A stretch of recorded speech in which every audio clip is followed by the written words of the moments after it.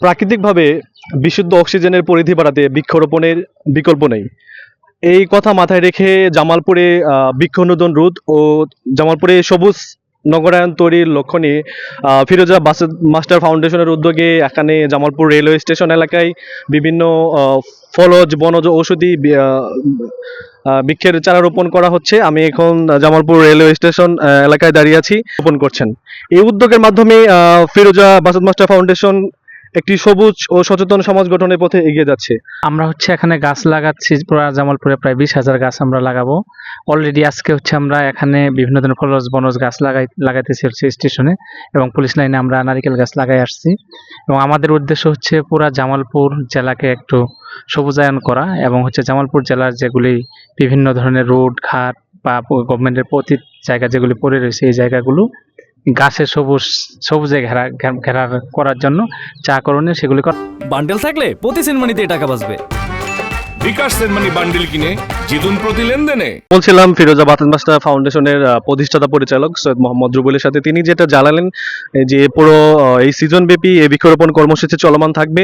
জামালপুরে 20,000 প্লাস বৃক্ষরোপণ করবে, এবং তিনি আরো যেটা জানালেন শুধু কিন্তু এই সংগঠনের দায়িত্ব নেই বৃক্ষরোপণ করা। বৃক্ষরোপণ কিন্তু আমাদের প্রত্যেকটা মানুষেরই একটা কর্তব্য এবং দায়িত্ব। তিনি যেটা বললেন সবারই উচিত, বিভিন্ন জায়গায় অনেক পতিত জায়গা রয়েছে, সেগুলোর যেন আমরা বৃক্ষরোপণ করি। আমি এখন কথা বলবো এই ফিরোজা বাসেদ মাস্টার ফাউন্ডেশনের পরিচালক, ওই জাতীয় পুরস্কার প্রাপ্ত বিজ্ঞানী মোহাম্মদ তৌহিদুল ইসলামের সাথে। এই আজকে যে আপনারা এই যে বৃক্ষরোপণ কর্মসূচি করছেন, এটা দিয়ে বিভিন্ন সংগঠনের লোক দেখেছে আসছে, তো এটা আপনাদের কেমন লাগছে এবং এটাতে জনগণকে কেমন বার্তা দিতে চান বৃক্ষরোপণ নিয়ে? আসলে আমরা এখানে এই বৃক্ষরোপণের যে সামান্য কোনো পরিধি এখানে এইটুকু করে শেষ তা না, আমরা একদম যতটুকু সম্ভব নিজ হাতে গাছ লাগানোর চেষ্টা করি, এবং পুরো জামালপুর না, শুধু পুরো দেশ বা পুরো পৃথিবী সবুজে ভরে উঠুক, এই আমাদের মূল স্বপ্ন। এবং এই স্বপ্ন থেকে আমরা এইবার ফিরোজা বাসেদ মাস্টার ফাউন্ডেশনের পক্ষ থেকে আমরা পুরো জামালপুরে 20,000 ফলজ বনজ এবং ঔষধি বৃক্ষ লাগানোর চিন্তা ভাবনা আছে। এছাড়া আমরা আরও আপনি লক্ষ্য করছেন যে আমাদের এখানে বিভিন্ন সংগঠনের লোকেরা আমাদের সাথে আছে। আসলে আমরা চাচ্ছি যে জামালপুরের প্রতিটা সংগঠন আমাদের সাথে যুক্ত থাকুক।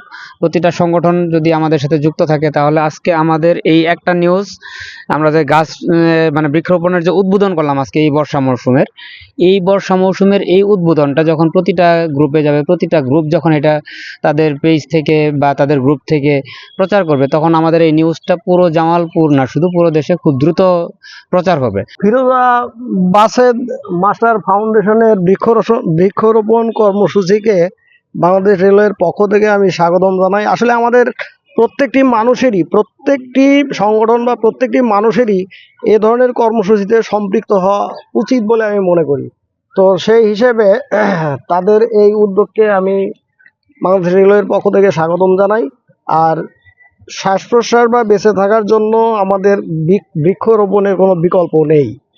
আর এখানে ফলজ এবং বনজ যদি থাকে, তাহলে যেমন আমাদের ফার্নিচার বা বিভিন্ন সামগ্রীর অভাব পূরণ হবে, আর ফল থাকলে ফল গাছ থাকলে মানুষের চাহিদাও পূরণ হবে।